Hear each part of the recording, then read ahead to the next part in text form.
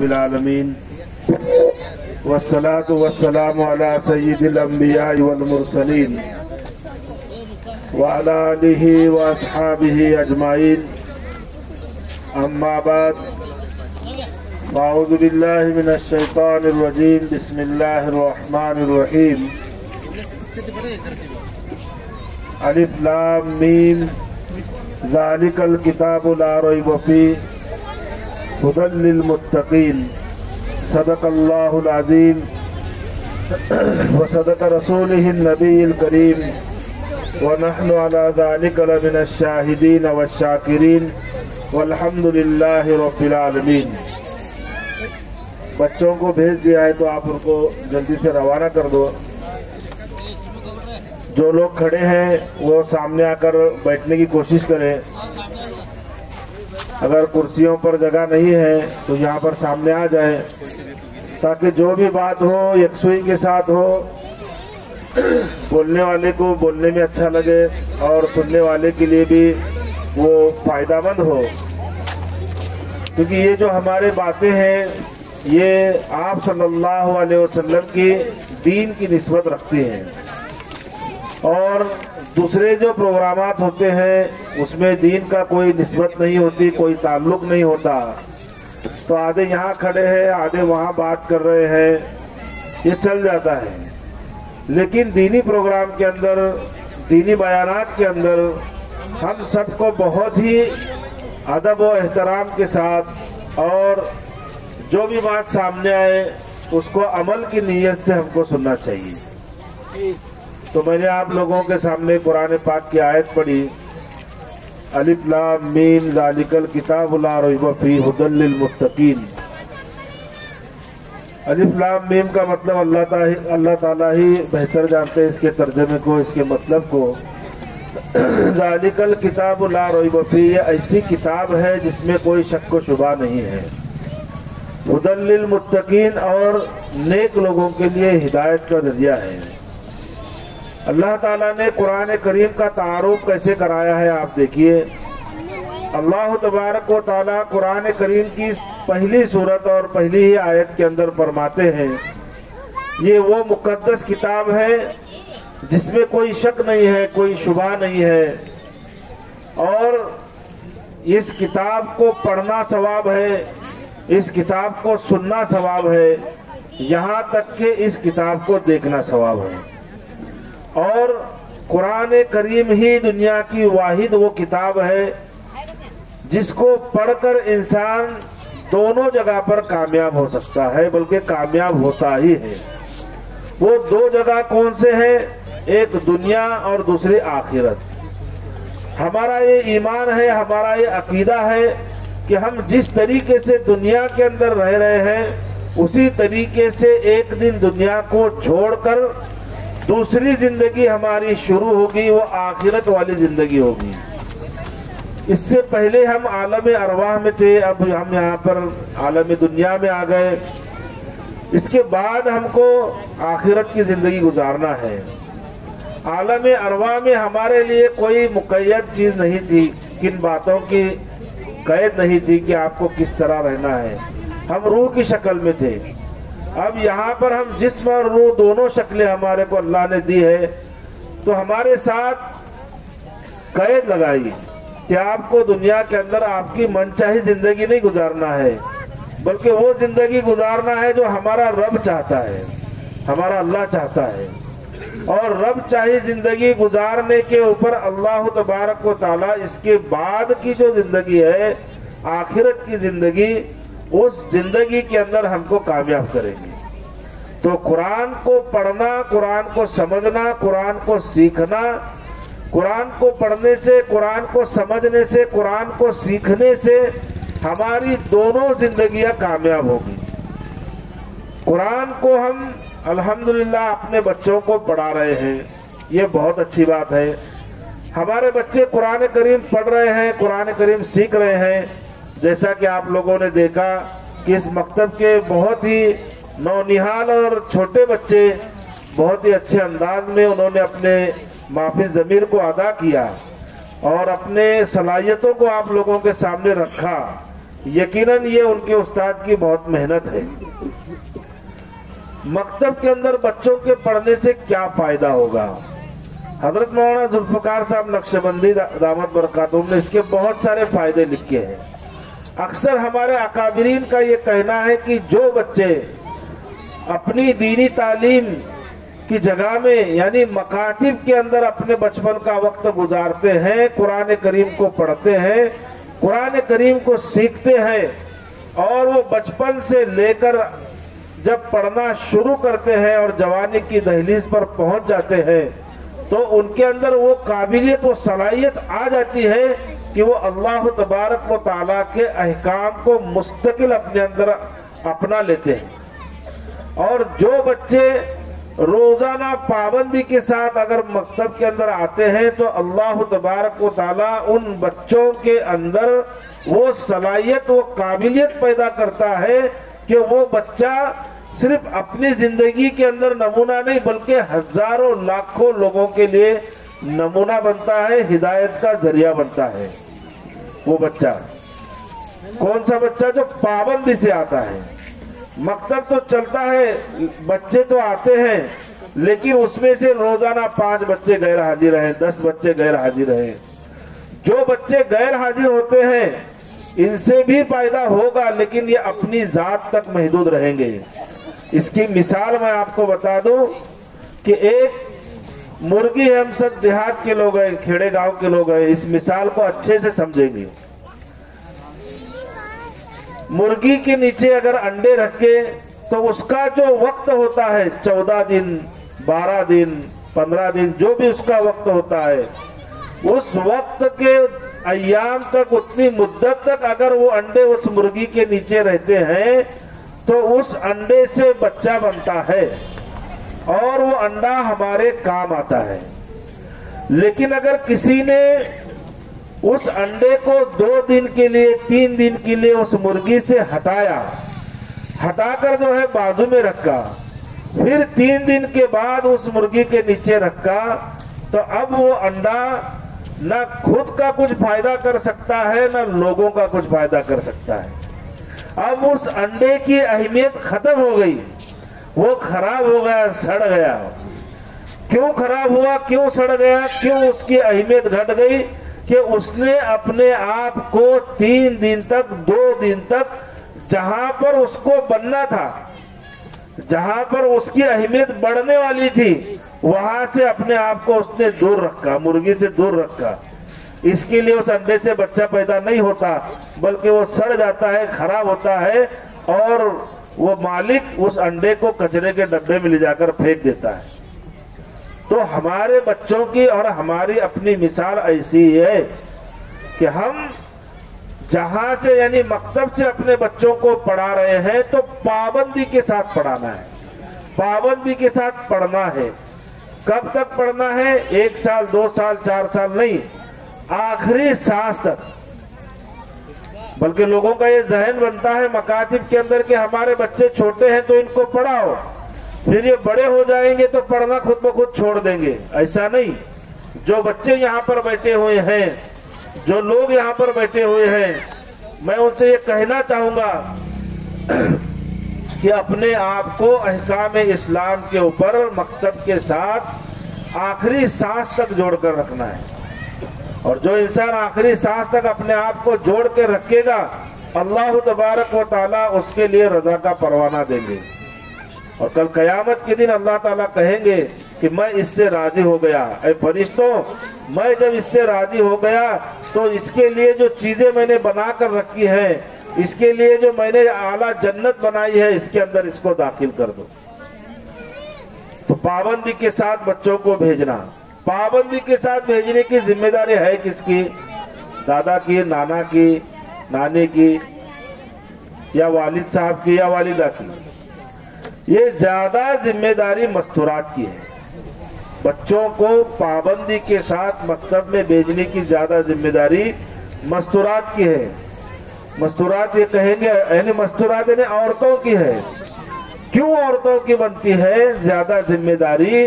اس لیے عورتوں کی زیادہ ذمہ داری بنتی ہے کہ آپ صلی اللہ علیہ وسلم نے فرمایا کہ بچے کا سب سے پہلا مدرسہ اس کی ماں کی گود ہے، کیونکہ بچے اکثر اپنا زیادہ وقت اپنی ماؤں کے پاس گزارتے ہیں۔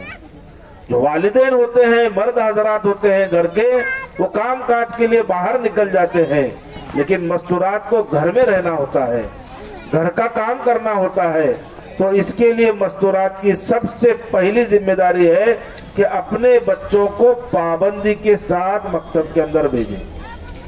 آپ پابندی سے بھیجیں گے، یہ بچہ جو آج نورانی قاعدہ پڑھ رہا ہے، قرآن پڑھ رہا ہے، احادیث پڑھ رہا ہے، اس کے اندر کی جو تاثیر ہے قرآن کی، احادیث کی اور مکتب کی، جب یہ آپ کا بچہ جوان ہوگا تو آپ دیکھیں گے کہ یہ راتوں کو باہر گزارنے کی بجائے، مٹکے کے دکانوں پر ٹھہرنے کی بجائے اور شراب کھانے کے اڈوں پر ٹھہرنے کی بجائے آپ کا بچہ مسجد کے اندر رہ کر نماز کو پڑھنے والا بنے گا، قرآن کو پڑھنے والا بنے گا۔ جب گھر میں آئے گا تو آپ کی خدمت کرنے والا بنے گا۔ جیسا ایک بچی نے تقریر کی کہ ماں کے قدموں کے نیچے جنت ہے، تو اس بچی کو اس بات کا علم ابھی ہو گیا، اس کو سکھایا گیا کہ تمہاری ماں کے قدموں کے نیچے جنت ہے، تو وہ بچی جیسے جیسے بڑے ہوتی جائے گی وہ اپنی ماں کی خدمت کرنے والی بنے گی۔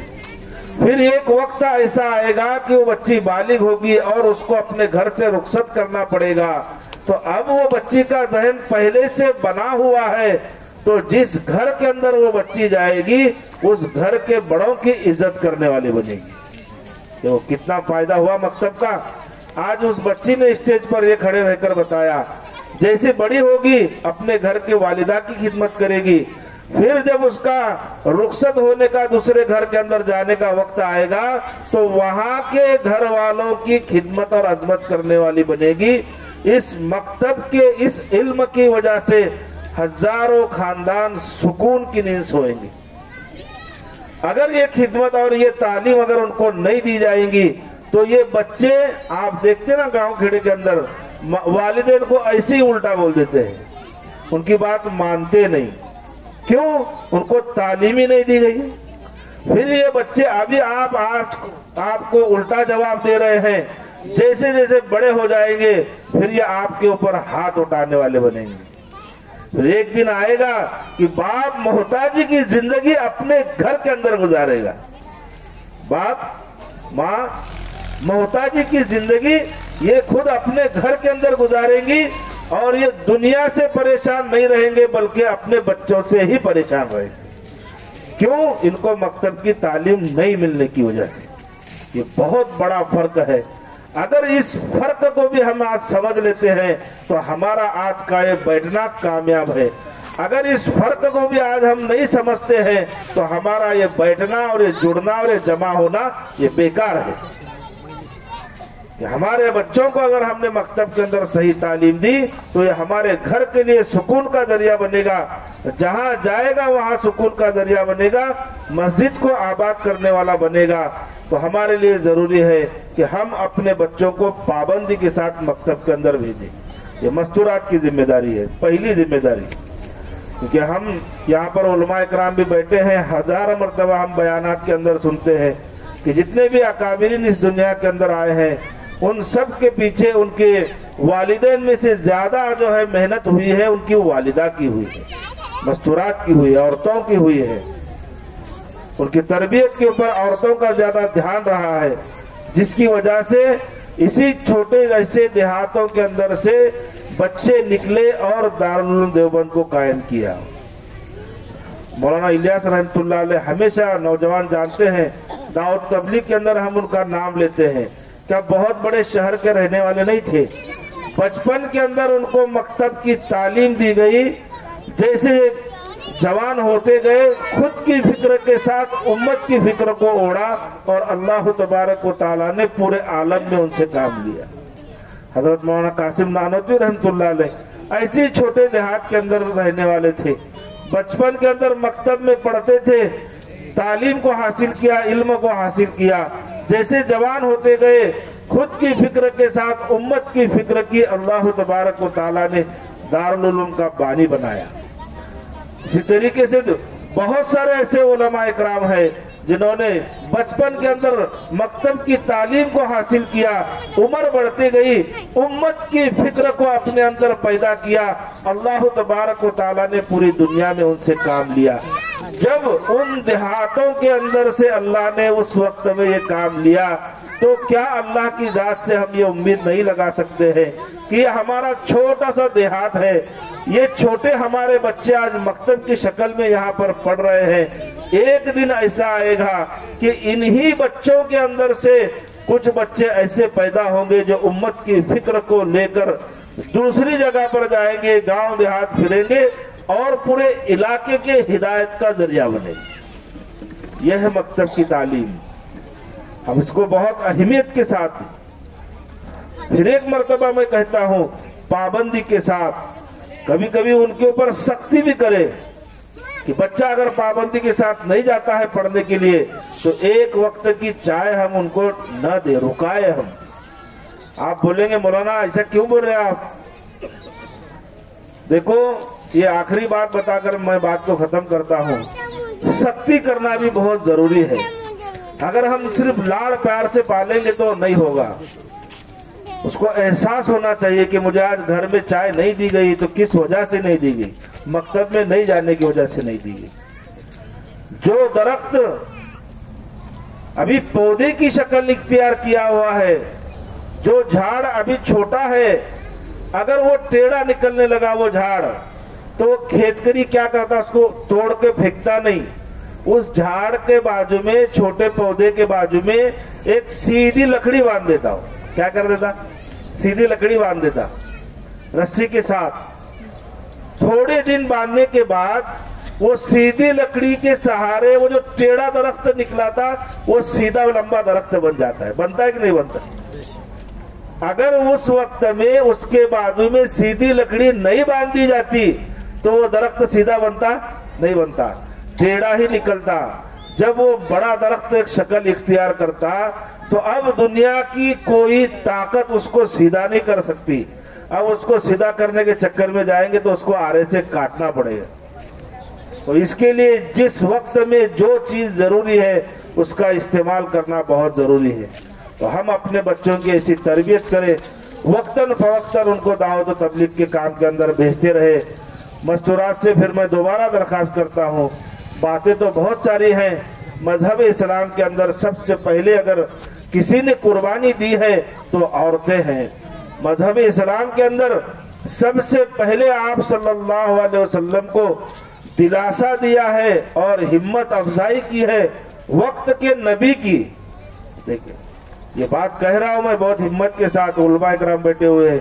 वक्त के नबी की अगर किसी ने सबसे पहले हौसला अफजाई की है तो वो औरत है, हजरत खदीजा रज़ी अल्लाह ताला अन्हा।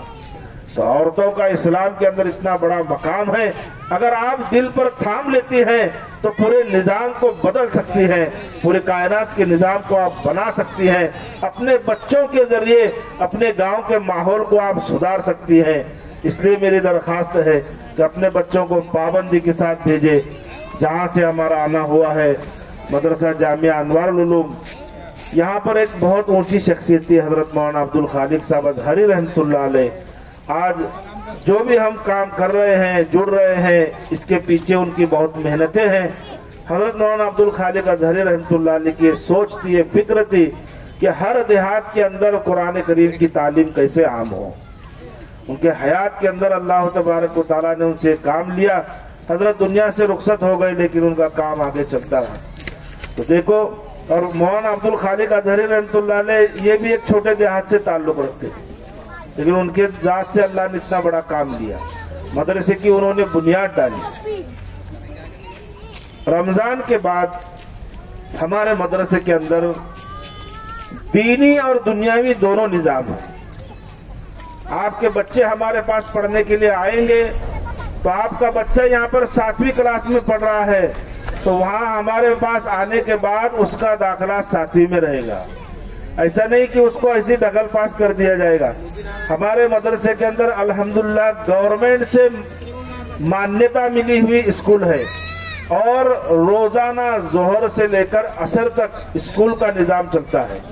آپ کے بچے ہمارے پاس آئیں گے، وہ حافظ قرآن بھی بنیں گے اور اسکول بھی ساتھ میں پڑھیں گے.